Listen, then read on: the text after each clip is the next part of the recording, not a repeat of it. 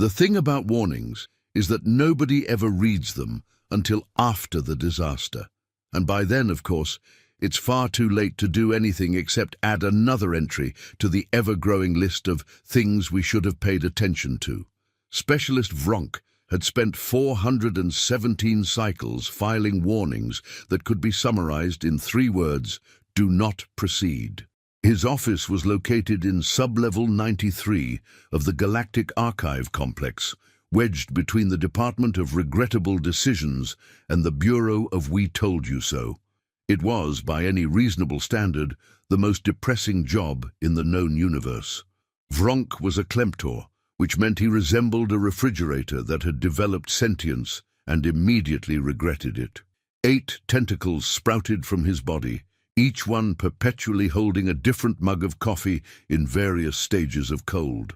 His species had evolved on a planet where the primary survival strategy was don't move and hope nothing eats you, which made them spectacularly good at desk work and catastrophically bad at everything else. The file that landed on his desk that morning was marked with 17 different hazard symbols, 3 biohazard warnings, and a sticky note that simply read, "Good luck explaining this one."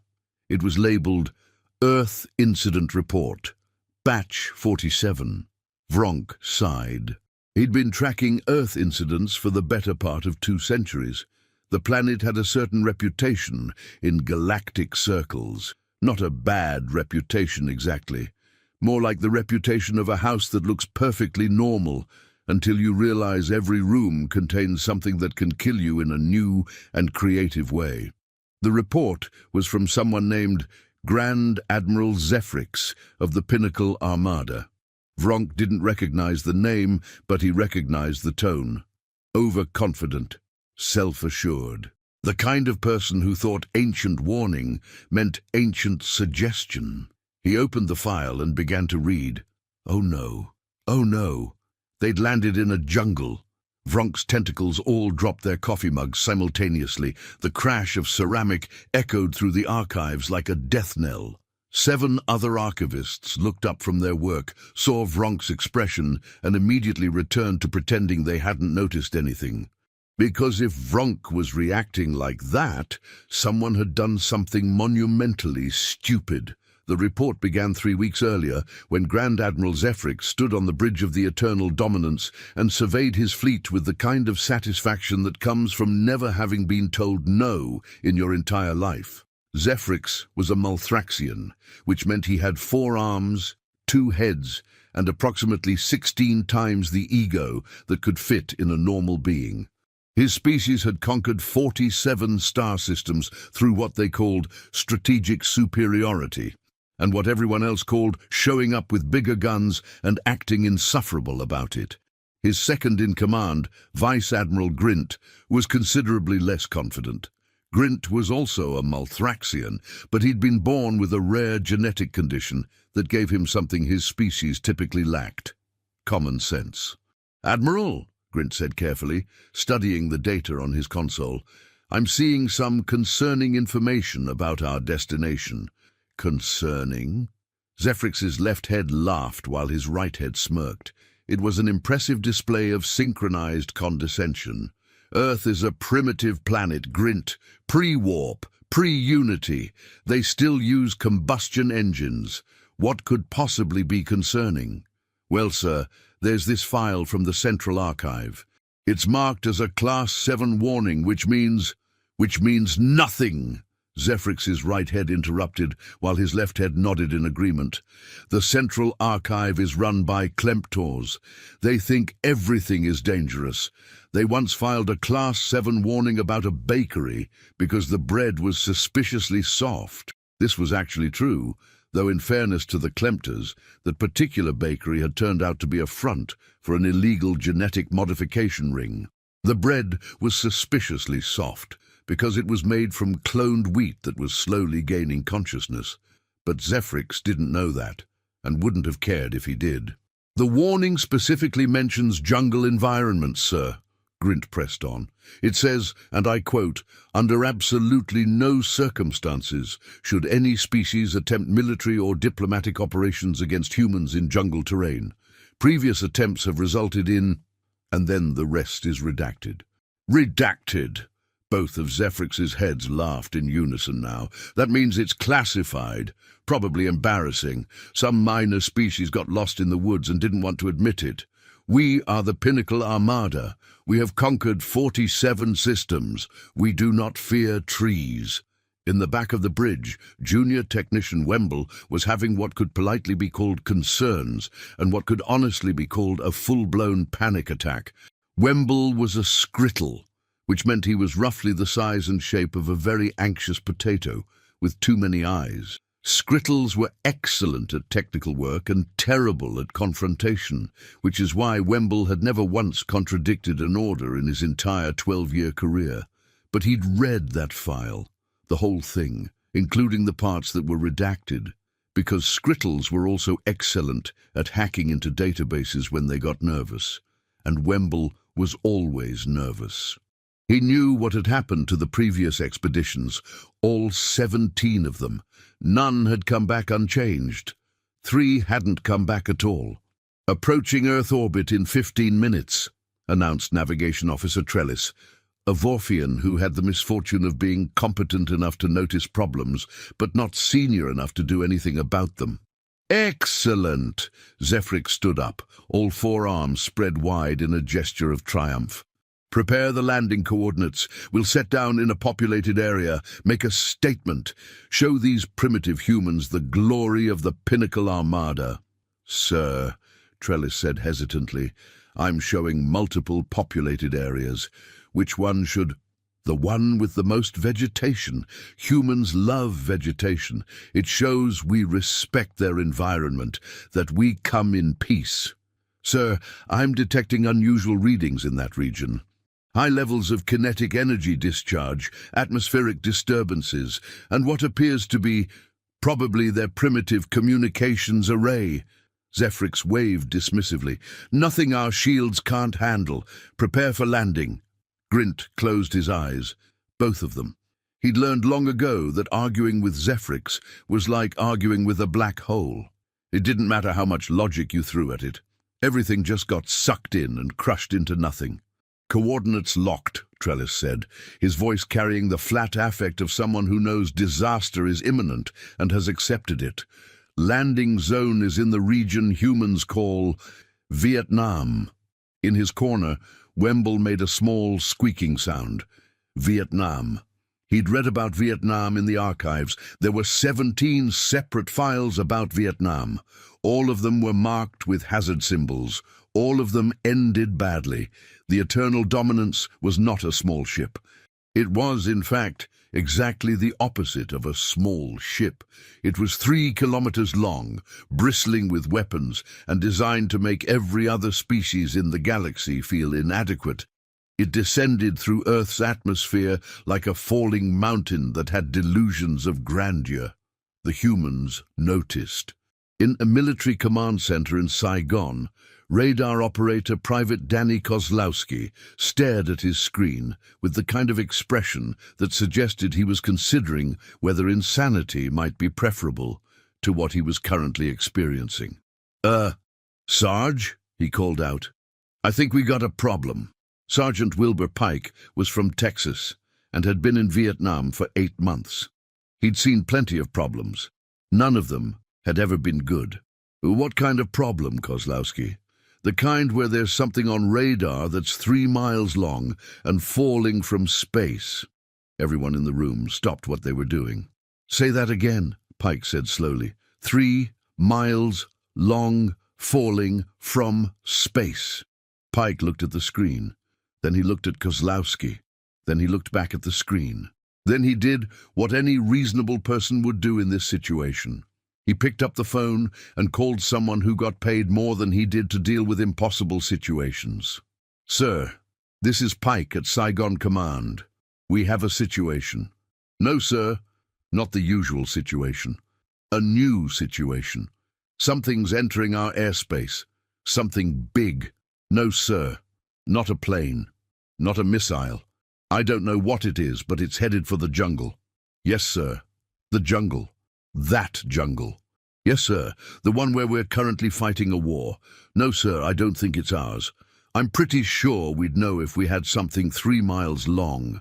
The eternal dominance touched down in the Vietnamese jungle with all the grace of a drunk elephant performing ballet. Trees exploded. The ground shook. Local wildlife decided that now was an excellent time to be literally anywhere else. "Perfect landing!" Zephyrix announced as alarms blared throughout the ship. "Minimal damage, acceptable losses." "Sir, we've destroyed approximately 40 hectares of forest," Grint reported.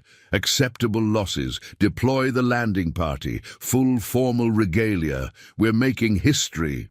The loading bay doors opened with a hiss that probably would have been impressive if it hadn't immediately been drowned out by the sound of the jungle. And the jungle was loud. Birds were screaming. Insects were buzzing. Something in the distance was roaring. And underneath it all was a constant oppressive wall of heat and humidity that hit the landing party like a physical force. Grand Admiral Zephyrix stepped out first, resplendent in his ceremonial armor that weighed approximately 90 pounds and was designed for formal occasions in climate-controlled environments, not for tropical jungles during monsoon season. Within approximately 15 seconds, he was sweating from all 4 armpits. "Magnificent," he declared, even though he was clearly not having a magnificent time. "The native environment, pristine, unspoiled. Prepare the diplomatic protocols." Behind him filed out a dozen officers, all wearing similarly impractical formal uniforms. Behind them came junior technician Wemble, who'd been forced to join the landing party despite his increasingly frantic protests that this was a terrible idea. Wemble looked at the jungle. The jungle looked back. Wemble decided that if he survived this, he was going to quit and become a farmer on a nice, safe, boring, agricultural world where the most dangerous thing was occasionally aggressive corn. "Where are the humans?" Zephyrix demanded. "Surely they saw us land. They should be here to greet us." They were, in fact, watching from several different directions, with several different opinions on what to do about the situation. In the tree line approximately 200 meters north, Sergeant Nguyen Van Tan crouched with his squad and tried to process what he was seeing. Tan was 34, had been fighting in this jungle for 6 years, and thought he'd seen everything the war could throw at him. He had not seen anything like this. "Bon ho la ai?" whispered Private Min beside him. "Who are they?" "Toi Kong Biet," Tan replied slowly. "I don't know," because he didn't know. The creatures that had emerged from the ship were clearly not American. They were not Vietnamese. They were not, as far as Tan could tell, anything that existed on Earth. They had 4 arms, 2 heads, and they were wearing what appeared to be ceremonial armor that was actively melting in the humidity. "Kofai chung tanen ban kong? Should we shoot them?" Tan considered this. On one hand, unknown armed forces had just landed in the middle of Vietnamese territory. On the other hand, they appeared to be having a collective nervous breakdown about the weather. On the third hand, which Tan didn't have but wished he did for situations exactly like this, they had arrived in a ship the size of a small city and might have weapons that could level the entire region. "Cho Joy," he said finally. "Wait." 200 meters to the south, Lieutenant Jackson Reeves was having a very similar conversation with his squad. "Are those aliens, sir?" asked Private Thompson, his voice hitting a pitch that suggested his grip on reality was becoming tenuous. "They appear to be aliens, yes," Reeves said, with the kind of calm that comes from accepting that the universe is fundamentally absurd, and there's no point fighting it. "What do we do about aliens, sir?" "Hell if I know, Thompson. Nobody briefed me on alien protocols. I don't think we have alien protocols." "Should we radio it in?" "And say what? High Command, there are aliens in the jungle and they look like they're about to die from heat stroke?" "That seems accurate, sir." Reeves sighed. He'd been in Vietnam for 14 months. He had 4 months left on his tour. He'd been so close to going home without anything completely insane happening. "Radio it in," he said finally. "Tell them we have an unidentified landing and need further orders. Don't mention the alien part unless they specifically ask." Back at the landing site, Grand Admiral Zephrix was discovering that formal armor, while excellent for intimidation, was terrible for jungle environments. The heat was unbearable. The humidity made breathing feel like drowning, and something was biting him. Multiple somethings actually, small, flying somethings that seemed to exist purely to cause suffering. "What are these creatures?" he roared, swatting at the air. "Mosquitoes, sir," Grint said, also swatting. "Indigenous flying insects. They feed on blood. Why didn't the scanners detect them?" "They're too small, sir. Our scanners are designed to detect threats like ships and weapons, not insects." "They're a threat. They're definitely a threat." Junior Technician Wemble, being much smaller than the Malthraxians, was having an even worse time. The mosquitoes had apparently decided that skrittles were delicious. Within 2 minutes, he looked less like a potato and more like a potato that had been attacked by very tiny, very angry vampires. "Sir, perhaps we should return to the ship and attempt contact via communications," Grint suggested as tactfully as possible. "Nonsense! We're conquerors. We don't retreat from insects." "We're technically diplomats on this mission, sir. Diplomatic conquerors." That's when they heard the voices, human voices, coming from multiple directions. Speaking in languages the translators were attempting to parse with increasing desperation. "Hojang lam gi vei." What are they doing? Why are they just standing there? "Ko le hojang chet." Maybe they're dying. They look like they're dying. The translators, which had been programmed for standard diplomatic exchanges, were having significant trouble with the situation. They kept spitting out phrases like, "They are performing death," and "possibility of expiration," which was not helpful. "Humans!" Zephrix shouted into the jungle, his voice echoing off the trees. "We come in peace. We represent the Pinnacle Armada. We seek diplomatic relations with your species." Silence. Then more whispering. "Antajang Noigi?" "I don't speak, whatever that is." "Ko venu homonju gijo." They seem to want something. "Everyone wants something." Zephrix tried again. "We are advanced beings from beyond your star. We wish to establish communication." Still nothing. The jungle remained silent, except for the constant buzz of insects and the distant sound of thunder. This was not going according to plan. In the command center in Saigon, the phone was ringing. A lot. Multiple different departments were calling simultaneously, all with the same basic question: "What the hell is that thing in the jungle?" Sergeant Pike was doing his best to answer, which mostly consisted of variations on "I don't know" and "No, I don't think it's ours." Finally, someone with actual authority called. General Howard McKinley, commander of U.S. forces in the region, had the kind of voice that suggested he'd been personally insulted by reality itself. "Sergeant, I'm looking at reconnaissance photos of a 3-mile-long spaceship in the middle of my jungle. Tell me I'm hallucinating." "Sir, I wish I could, but I think we're all seeing the same thing." "Are they hostile?" "Unknown, sir. They're just standing there. Getting eaten by mosquitoes from what our scouts report." "Getting eaten by mosquitoes." "Yes, sir." There was a long pause. "Sergeant, I'm sending Colonel Hendricks. If anyone can figure out what to do about aliens having a bad time in the jungle, it's her. Tell your scouts to observe but do not engage unless fired upon." "Yes, sir." Colonel Patricia Hendricks was a legend. Not the good kind of legend, where people tell stories about your heroism and courage. The practical kind of legend, where people say, "Remember when Hendricks dealt with that thing?" And everyone nods knowingly, because everyone has at least one Hendricks story. She was 61 years old, had been in the military since she was 18, and had the kind of face that looked like it had been carved from old leather by someone who was really angry about something. She also had the remarkable ability to assess any situation, no matter how insane, and immediately determine the most practical course of action. When she saw the reconnaissance photos of the alien ship, her response was immediate. "Get me a helicopter and a translator. I'm going to go have a conversation." "Ma'am, we don't know if they're hostile. They've been standing in the same spot for an hour being eaten alive by bugs. I don't think they're an invasion force. I think they're lost." 30 minutes later, Colonel Hendrix's helicopter approached the landing site.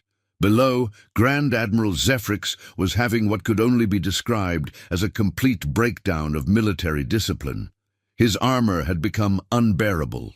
He'd removed the helmet, then the shoulder guards, then the chest piece. He was now standing in what essentially amounted to elaborate underwear, covered in mosquito bites, and seriously reconsidering every decision that had led him to this moment. "Sir, I'm detecting an approaching aircraft," Grint reported, having maintained slightly more dignity by virtue of having less armor to remove. "Finally, the humans respond. Prepare diplomatic greetings." The helicopter landed in the clearing they'd created by destroying several acres of forest. The rotors kicked up dirt and leaves, and probably several small animals that had been minding their own business. Colonel Hendrix stepped out, took one look at the aliens, and made an assessment that would later be described in official reports as brutally accurate. "You poor bastards have no idea what you've gotten yourselves into, do you?" The translator in Zephrix's ear rendered this as, "You unfortunate creatures of dubious parentage lack knowledge of your situation. Correct? Greetings, human." Zephrix attempted to stand at attention, which was difficult when you were covered in welts and wearing nothing but alien underwear. "I am Grand Admiral Zephrix of the Pinnacle Armada. We come seeking diplomatic relations with your species." Hendrix stared at him. Then she started laughing. Not a polite laugh, a full, genuine laugh that echoed through the jungle. "Diplomatic relations? Son, you crashed a spaceship in the middle of an active war zone in a jungle during monsoon season. The only relationship we're establishing today is the one where I save your life, and you promise to never come back." "Oh, we are advanced beings," Zephrix protested, though the effect was somewhat diminished by the fact that he was currently slapping at a mosquito on his left head. "We have technology beyond your comprehension. We have conquered 47 star systems, and yet you can't handle mosquitoes." That shut him up. "Here's what's going to happen," Hendrix continued, lighting a cigarette with the casual air of someone who'd handled weirder situations than this. "You and your people are going to get in that helicopter. We're going to take you somewhere that has walls and air conditioning. And then you're going to tell me what the hell you're doing here." "But your ship isn't going anywhere, trust me. Now move." There was something in her voice that transcended language barriers. Zephrix moved. As the aliens filed toward the helicopter, Hendrix noticed Junior Technician Wemble, who looked like he was about to expire from a combination of heat, humidity, and sheer terror. "What's your name, small fry?" she asked, somewhat gentler. The translator crackled. Wemble's voice came through, barely a whisper. "Junior Technician Wemble, ma'am. I didn't want to come here.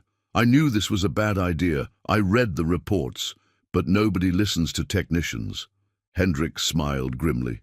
"Same thing happens in our military. Come on, let's get you somewhere safe." The helicopter lifted off, leaving behind the eternal dominance, sitting in its clearing like a monument to bad decision-making. In the tree line, Sergeant Than and Lieutenant Reeves both lowered their weapons and looked at each other across the clearing. A silent understanding passed between them. Whatever was happening here, it was above their pay grade, way above their pay grade. The temporary command post where Hendrix took the aliens was a fortified compound called Firebase Dakota. It was, by any reasonable standard, not a nice place. It was hot, it was dirty, and it smelled like a combination of diesel fuel, cigarettes, and despair. To the aliens, it was paradise. It had walls, it had a roof. It had something that vaguely resembled air conditioning, even if it mostly just moved hot air around in a slightly different pattern. Grand Admiral Zephrix sat in what the humans called a debriefing room and tried to maintain some shred of dignity. It wasn't working. He was covered in bites, sunburned, dehydrated, and wearing a blanket someone had given him because his armor was still sitting in a pile outside. Across from him sat Colonel Hendricks and a man who'd introduced himself as Dr. Raymond Fletcher, civilian advisor. Fletcher was thin, wore glasses held together with tape, and had the look of someone who'd seen too much strangeness to be surprised by anything anymore. "So," Hendricks began, "you're from space."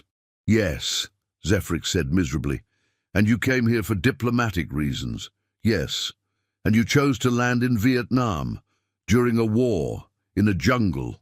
The coordinates indicated significant human population and vegetation. It seemed ideal. Fletcher made a note on his pad. "Did your people do any research before coming here? We reviewed the basic planetary data, pre-warp civilization, divided into multiple nation-states, currently experiencing regional conflicts, standard development pattern. But you didn't research the specific regions? Why would we?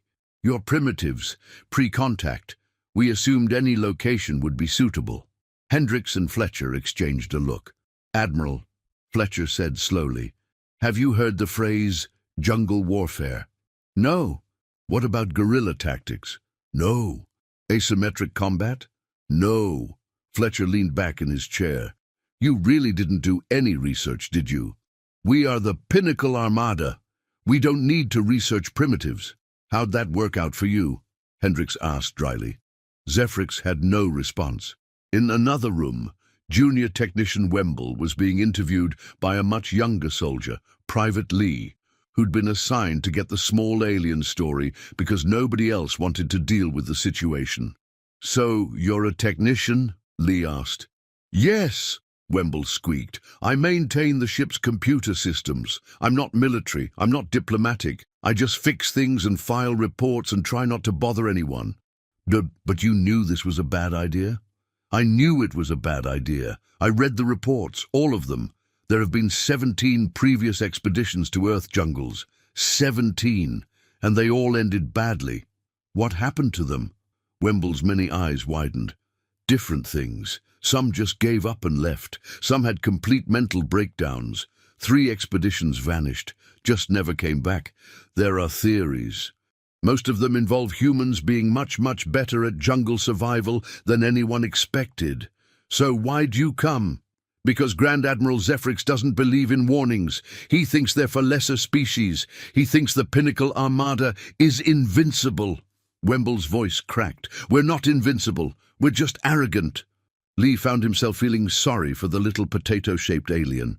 "For what it's worth, I didn't want to be here either. Got drafted. Sent to a jungle on the other side of the world to fight a war I don't understand. So I guess we have that in common." Wemble looked up at him. "You were forced to come here?" "More or less. And you survived. So far." "How?" Lee considered this. "Honestly, I don't know. Luck? Stubbornness? Maybe both. The jungle is terrible. Everything wants to kill you. The weather is miserable. But you just keep going. Because what else are you going to do? We could leave." "Yeah, well, that's the difference between you and me. You have the option." In the main debriefing room, General McKinley had arrived.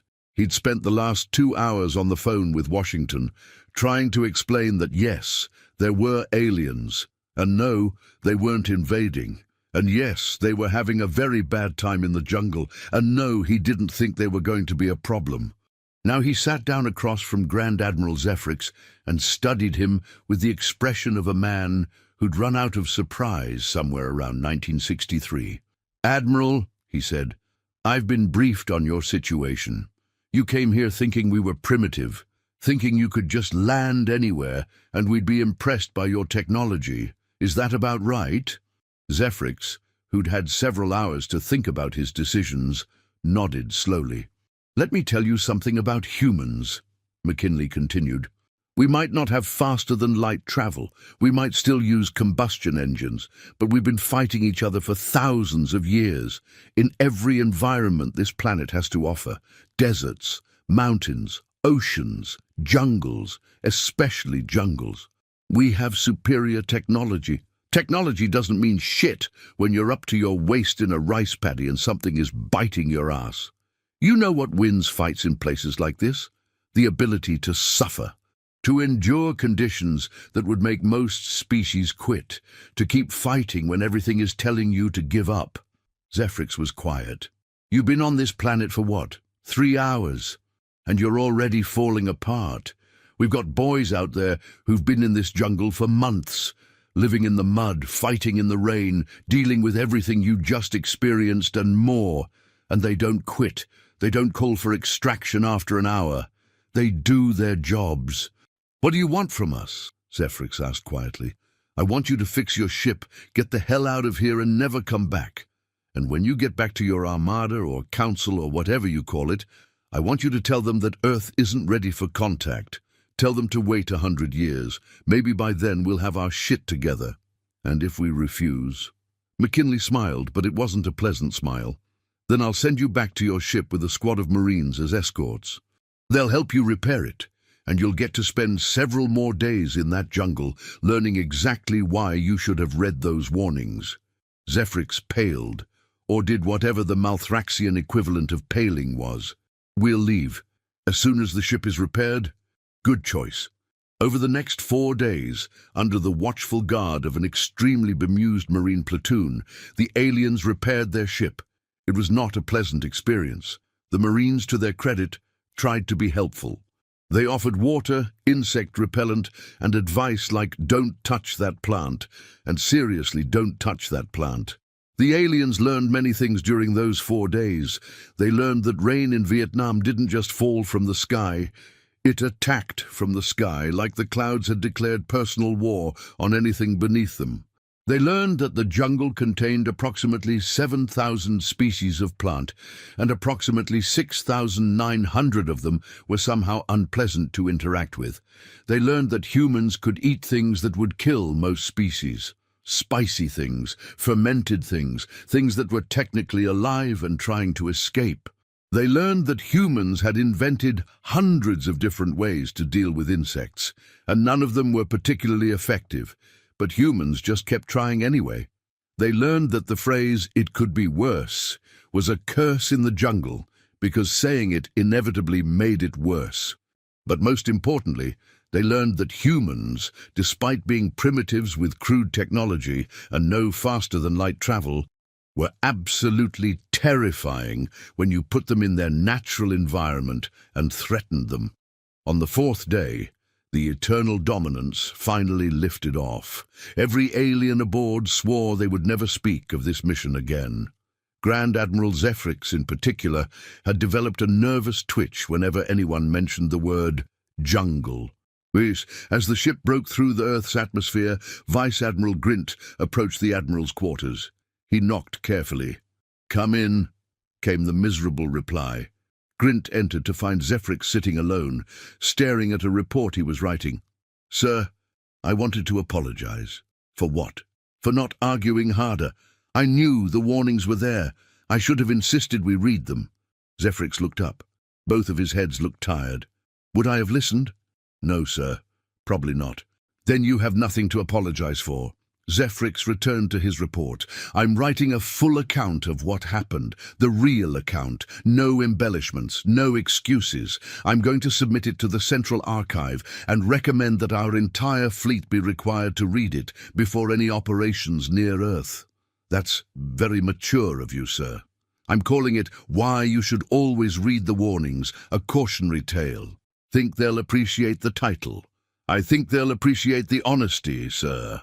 In the Central Archive on Sub-Level 93, Specialist Vronk received the report from Grand Admiral Zephrix 3 weeks later. He read it.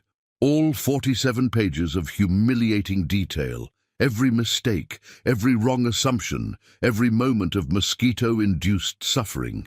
Then he did something unusual. He forwarded it to every military academy in the known galaxy. with a cover memo that read, "Read this before you get any ideas about visiting Earth.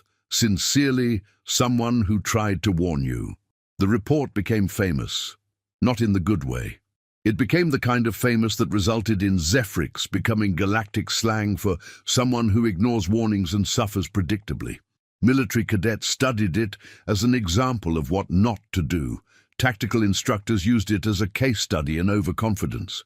The section about the mosquitoes became particularly legendary, but the most important part was the conclusion, which Vronk printed out and added to his wall of warnings.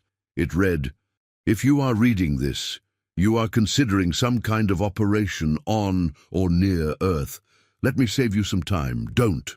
And if you absolutely must, for reasons of politics or pride or stupidity, then at minimum avoid the following: jungles, swamps, anything with high humidity, anywhere it rains frequently, and any region where humans have been fighting each other for more than 6 months. Because if they've been there that long, they've adapted, and you haven't, and they will watch you suffer with the detached interest of people who stopped being surprised by misery years ago. Trust me, I know." Signed, Grand Admiral Zephrix, former commander of the Pinnacle Armada. The former was the key word there. Zephrix had been reassigned to the Department of Logistics and Supply Management, where the most dangerous thing he encountered was occasionally running out of paperclips. He didn't mind. Paperclips couldn't bite him. Back on Earth, life continued. The war continued. The jungle continued to be the jungle, which is to say, hot, wet, miserable, and completely indifferent to the suffering of anyone who entered it. Sergeant Nguyen Van Than never told anyone about the aliens. Neither did Lieutenant Jackson Reeves. It was one of those strange, shared experiences that veterans sometimes have, where something so weird happens that you just collectively decide to never speak of it again because nobody would believe you anyway. But sometimes, on quiet nights, they'd look up at the stars and wonder if those aliens ever thought about their brief visit to Earth. They hoped the aliens told their friends. They hoped word spread. Because if there was one lesson Vietnam had taught everyone involved, human and alien alike, it was this: never underestimate someone just because they don't have fancy technology. Because fancy technology doesn't mean anything when you're trying to survive in a place that actively hates you. Colonel Hendricks retired 2 years later. On her last day, someone asked her what the strangest thing she'd seen in Vietnam was. She thought about the question, the fights, the politics, the impossible situations, the things that made no sense. Then she smiled. "You wouldn't believe me if I told you. Try me. Let's just say I once met some visitors from out of town who learned a very important lesson about proper trip planning. That's it? That's the story? That's the story." She never told anyone the full truth. Some stories were too ridiculous to share. Some lessons were best learned firsthand, and some secrets were better kept because the galaxy, she decided, was already weird enough without adding accurate details. Junior Technician Wemble quit the military service 6 months after returning. He bought a small farm on a quiet agricultural world where it never rained. There were no mosquitoes. And the most exciting thing that ever happened was harvest season. He wrote a memoir called "I Tried to Warn Them," a technical manual for survival. It sold exactly 43 copies, mostly to other junior technicians who appreciated the sentiment. In the memoir's final chapter, he wrote, "If you are a junior officer and your superior officer is about to do something monumentally stupid, and you know it's stupid because you've done the research, speak up anyway. They won't listen. They never listen. But at least you can say you tried. And when it all goes wrong, you can write a memoir about it. It won't be a bestseller, but it'll be honest, and sometimes that's enough." 300 years later, the warning was still in place. Updated, expanded, color-coded for emphasis. Earth. Jungle regions. Absolutely do not attempt military or diplomatic operations. This is not a suggestion. This is not a guideline. This is the desperate plea of everyone who tried and failed. The humans may be primitive. The humans may lack advanced technology, but the humans have adapted to every hostile environment on their planet, and in those environments, they are not the prey. You are.